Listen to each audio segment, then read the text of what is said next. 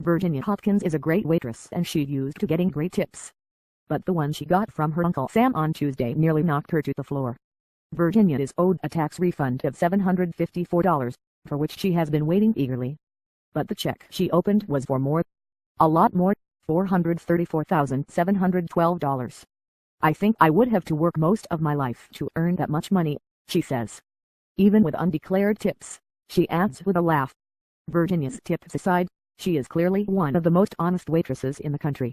She didn't consider keeping the money even for a moment. The problem is she didn't quite know how to go about returning $500,000 to the United States government. Virginia was on her way to work anyway, so she took the check with her. Virginia has been waiting tables at Johnny's downtown restaurant, a Cleveland institution, since it opened 19 years ago. I tell people I used to be a tall, slim brunette, she jokes. Now I stand for feet 8 with white hair. This is what happens after 20 years of waitressing. She may not be tall or brunette anymore, but she hasn't lost any of the personality that makes her one of the restaurant's favorite employees. She was laughing when she brought the check in, says fellow employee Mary Lou Adams, who's been a bookkeeper at Johnny's for as long as Virginia has been a waitress. She said, "You'll never believe what I got in the mail." Both workers and diners at the restaurant joined in a discussion of what Virginia should do. "You have a million new best friends," Virginia says. "My grandchildren especially. They're teenagers." Her grandchildren thought $500,000 just might get them into the sold-out Cleveland concert of the boy band One Direction. It was not to be. It was decided the best plan was for Virginia to hand-carry the check into Cleveland's IRS office the next day.